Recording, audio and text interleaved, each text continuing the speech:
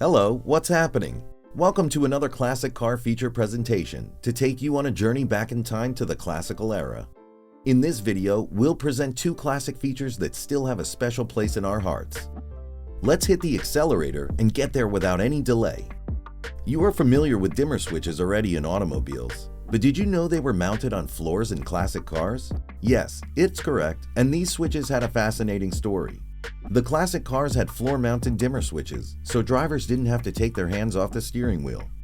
Automobiles were already on the road at the beginning of the 20th century and were advancing in technology yearly. In 1925, the dimmer switch was introduced in the steering column. The original dimmer switches were designed to control the brightness of the headlights by adjusting the light voltage sent to the headlights. The most common type of dimmer switch was a three-way switch for high, low, and off settings. But it didn't stay there for long and moved to the car's floor. It was maybe because the manufacturer wanted to make the drivers multitask. But the actual reason was that the space beside the foot was vast, so more significant and durable switches were possible. Floor-mounted dimmer switches of classic cars were often made of chrome, brass, or bakelite. This switch was usually located on the car's floor near the driver's seat, usually just in front of the gear shift, and was operated by pushing or pulling a lever without having to take the hands off the wheel. At the same time, auto manufacturers also experimented with the position of the dimmer switch in the dashboards. These dimmer switches were connected to the wiring harness that ran from the dash under the floorboards to the headlights. These switches in the dashboard became more popular than the floor-mounted switches, and ultimately, this unique feature of classic cars also faded out. Have you ever tried or thought of converting your car to look like a jet or aeroplane? Well, I certainly have thought about it, and guess what? Our folks from the classic era already did that. I'm telling you this because our next unique feature of the classic cars is very much related to it. Next up, we have tail fins for you. Classic cars' most captivating and unique feature. Tail fins were all the rage in the 1950s. Most classic cars had them, and they could be seen sweeping up from the back of the car to the roof.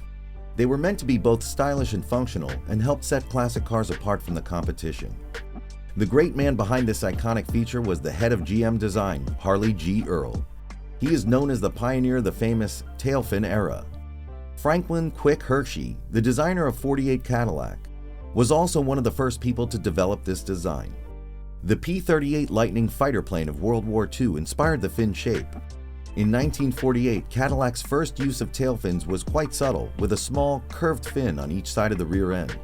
These small fins stretched to the rear and enclosed the car's taillights. This design shook people, and they couldn't forget it afterwards. Cadillac led the tail fin craze, but quickly spread to other brands. Chrysler and Lincoln were among the first to follow Cadillac's lead, with their versions of tail fins appearing in 1949. By the mid-1950s, tail fins had become standard on many vehicles, from economy cars to luxury models. The 1958 Cadillac was the first car to feature a wraparound rear window. By 1959, tail fins had reached their peak size and complexity, with Cadillac's fins becoming so large that their tips almost reached the ground. The 1959 Cadillac was the first car to feature dual tail fins, with two fins on either side of the rear. Along with the exotic look of a car, tail fins also provided aerodynamic efficiency to the classic cars, which were very hyped up then. Interestingly, an automobile engineer, Max Exner, proved the efficiency of tail fins through a wind tunnel test at the University of Michigan. However, in the late 1960s, the public began to favor more subdued styling, so the era of tail fins of more than 2 decades ended on a high note. So there you have it. We hope you've enjoyed this quick ride to the classic era as you come across some interesting facts about these nostalgic features. Thanks for watching, and I hope you enjoyed learning about these features. If you did, subscribe to our channel without a second delay and like for more classical rides like this one. And we're always looking forward to your opinions, so don't forget to comment in the comments section. And give us a suggestion about which classic car features you're more interested in.